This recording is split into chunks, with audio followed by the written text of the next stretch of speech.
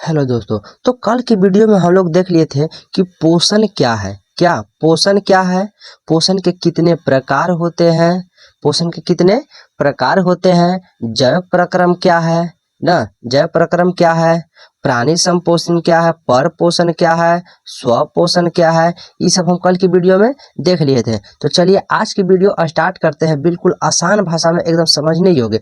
तो आज की वीडियो में हम लोग देखने वाले हैं कि पौधों में पोषण किस प्रकार होता है और क्या चीज इसमें आवश्यकता होती है और क्या नहीं होती है ना।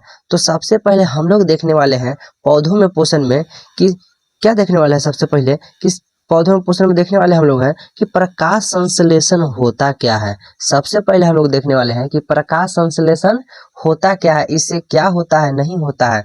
तो याद रखिएगा कि प्रकाश संश्लेषण उसे कहते हैं जिसमें जिसमें क्या क्या सबसे पहले देख लेते हैं कि आवश्यकता क्या क्या होता है। तो इसमें CO2 और H2O आवश्यकता होती है, CO2 और H2O आवश्यकता होती है तथा सनलाइट और क्लोरोफिल भी आवश्यकता होना चाहिए। क्या क्या, CO2 यानी कि कार्बन डाइऑक्साइड, दूसरा का H2O, तीसरा सनलाइट जिसको कहते हैं सूर्य का प्रकाश, और चौथा बोलते हैं क्लोरोफिल जिसको हम स्टार्च बोलते हैं ना। तो चलिए देखते हैं। तो याद रखिएगा कि प्रकाश संश्लेषण किसे कहते हैं ना। तो पौधा, सबसे पहले देख लेते हैं पौधा क्या, पौधा जिस प्रक्रिया द्वारा अपना भोजन बनाता है, पौधा जिस प्रक्रिया द्वारा अपना क्या बनाता है, अपना भोजन बनाता है, उसी को तो ही कहते हैं प्रकाश संश्लेषण। उसी को क्या कहते हैं, प्रकाश संश्लेषण ना। कोई भी विधि हो, कोई भी विधि हो, उसी को अगर बना रहा है तो उसी को हम लोग क्या बोलेंगे, प्रकाश संश्लेषण कहेंगे। तो चलिए सबसे समीकरण देख लेते हैं। कह रहा है कि 6CO2 प्लस 12H2O अगर सनलाइट की उपस्थिति में क्लोरोफिल से अगर सबके अभिक्रिया आपस में करवाते हैं तो क्या बनेगा, C6H12O6। C6H12O6 इसको हम लोग बोलते हैं ग्लूकोज। क्या बोलते हैं, ग्लूकोज ना। क्या बोलते हैं इसको, ग्लूकोज बोलते हैं ना। क्या बोलते हैं, ग्लूकोज बोलते हैं। याद रखिएगा इसको बोलते हैं हम लोग ग्लूकोज ना। तो क्या क्या बनता है, ऑक्सीजन मुक्त करेगा। क्या करेगा, ऑक्सीजन मुक्त करेगा। तो भाई अगर प्रकाश संश्लेषण कर रहा है, ऑक्सीजन अगर मुक्त नहीं करेगा तो हम लोग सांस लेंगे कैसे। अगर ऑक्सीजन मुक्त नहीं करेगा तो हम लोग क्या हो जाएंगे, मर जाएंगे फिर ना। तो ये दिक्कत हो जाएगा। तो क्या करता है, ऑक्सीजन मुक्त करता है, वायुमंडल में छोड़ता है, तबे हम लोग की सांस ले सकते हैं, अन्यथा नहीं लेते हैं ना।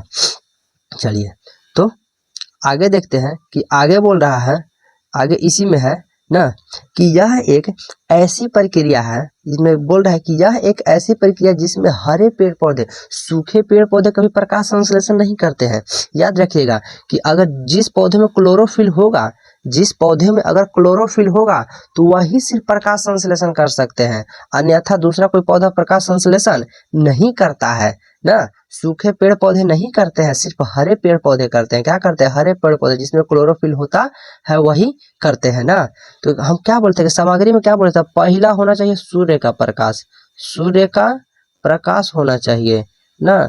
दूसरा, ये पहला था, दूसरा था कि CO2, तीसरा था H2O और चौथा था कि क्लोरोफिल होना चाहिए। क्या होना चाहिए, क्लोरोफिल होना चाहिए, ये होना चाहिए। तब जा करके बनेगा ग्लूकोज, तब जा करके क्या बनेगा, ग्लूकोज बनेगा, अन्यथा नहीं बनेगा ना। तब जा करके क्या बनेगा, ग्लूकोज।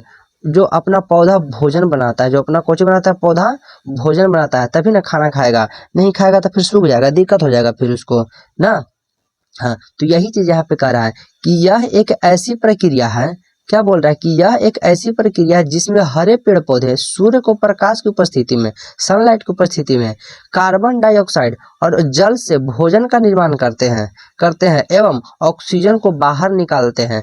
जिस प्रकार मनुष्य चावल ना, पानी डालकर क्या बनाता है, भात बनाता है। क्या बनाता है, भात बनाता है। उसी प्रकार क्या, पेड़ पौधे में क्या होता है कि CO2 और H2O सनलाइट की उपस्थिति में अगर क्लोरोफिल है उसमें अगर आपस में अभिक्रिया कराता है तो क्या बनाता है, ग्लूकोज बनाता है। वही पेड़ पौधा का क्या हो गया, खाना हो गया ना। वही पेड़ पौधा क्या हो गया, खाना हो गया। चलिए आगे चलते हैं। आगे कह रहा है, आगे है कि अब सिद्ध करने के लिए आ गया। अब कह रहा है कि सिद्ध करे कि प्रकाश संश्लेषण में क्लोरोफिल आवश्यक क्यों है ना।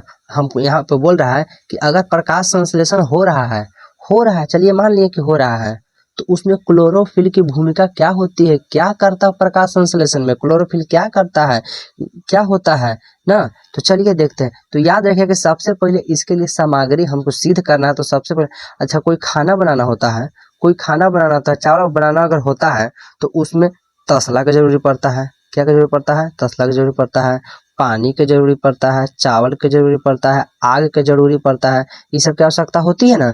उसी प्रकार अगर सिद्ध करना है तो सबसे पहले हम लोग को क्या जरूरत होगा, सबसे पहले सामग्री देख लेते हैं कि क्या क्या लेंगे क्या नहीं लेंगे। तो याद रखिएगा कि सबसे पहले एक लेंगे हम क्रोटन का पौधा। किसका पौधा लेंगे, क्रोटन का पौधा। वही क्रोटन का पौधा में से एक चितकबरा पत्ता को तोड़ लेंगे। क्या कर लेंगे, चितकबरी पत्ती तोड़ लेंगे, जैसे में आधा सफेद और आधा हरा हो, जिसमें क्या हो, आधा सफेद एवं आधा हरा हो ना। अब लेंगे कि अलगे से अल्कोहल लेंगे, अलग से अल्कोहल, जिसको हम लोग बोलते हैं देहाती भाषा में दारू, जिसको बोलते हैं देहाती भाषा में क्या, दारू बोलते हैं ना। देहाती भाषा में क्या बोलते हैं, दारू बोलते हैं, अल्कोहल उसी को कहते हैं।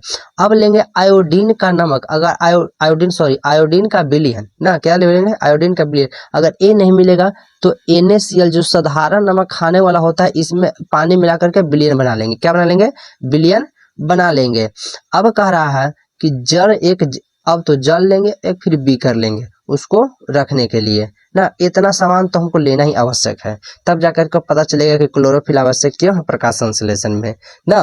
तो चलिए देखते हैं। तो सबसे देखते हैं, अब प्रक्रिया देखते हैं क्या कैसे कैसे करेंगे इसको हम ना, कैसे कैसे करेंगे तो बनेगा कि नहीं बनेगा, आवश्यक है कि नहीं है, चलिए देखते हैं ना। तो याद रखिए कि हम जो क्रोटन का पौधा लिए थे, कोची का पौधा लिए थे, क्रोटन का पौधा लिए थे ना, तो उसमें से एक चितकबरा पत्ता को तोड़ लेंगे। चितकबरी पत्ती को क्या करेंगे, क्रोटन पौधा का क्या करेंगे, तोड़ लेंगे, अलग कर लेंगे, बाहर निकाल लेंगे उससे। क्या करेंगे, बाहर निकाल लेंगे।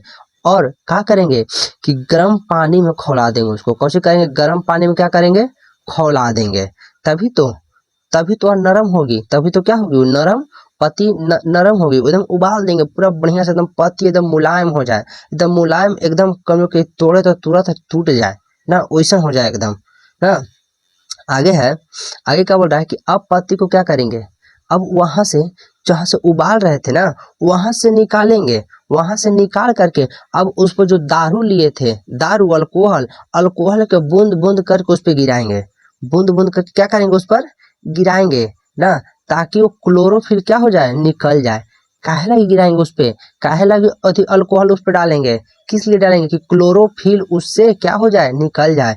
जहां जहां क्लोरोफिल था, दारू के अल्कोहल के रिएक्शन में जैसे ही आएगा तो निष्क्रिय बना देता है। क्या बनाता है, उसको निष्क्रिय बना देता है ना। तो निष्क्रिय बना देता है ना, कि क्या निकल जाए ना। चलिए, और जैसे ही क्लोरोफिल निकलेगा, जैसे ही पत्ता से क्या, जैसे ही पत्ता से क्लोरोफिल निकलेगा तो सफेद हो जाएगा। क्या हो जाएगा, वो सफेद, एकदम बेरंगा हो जाएगा ना, बेरंगा हो जाएगा।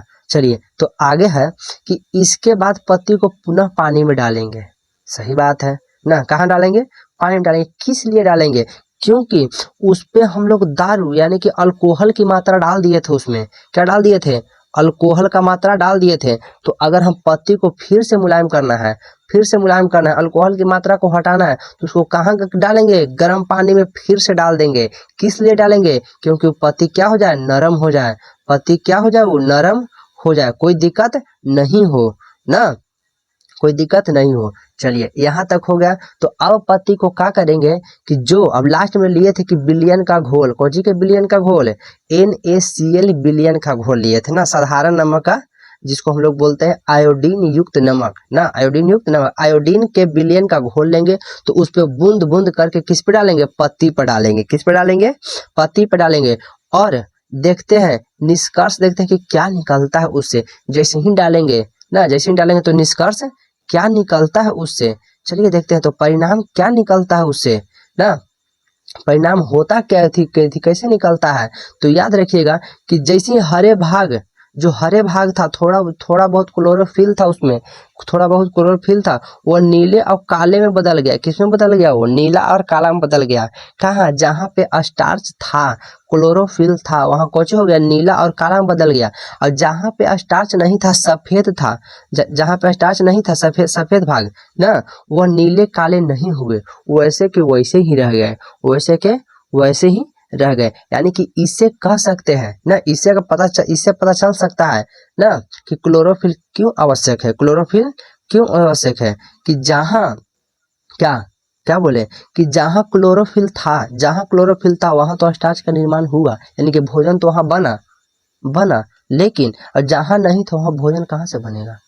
जहाँ नहीं था उससे भोजन कहाँ से बनेगा? स्टार्च नहीं बना। तो इससे सिद्ध हुआ कि अगर क्लोरोफिल होगा तो स्टार्च बनेगा, और क्लोरोफिल नहीं होगा तो स्टार्च नहीं बनेगा। अब स्टार्च नहीं बनेगा तो फिर भोजन कैसे बनेगा?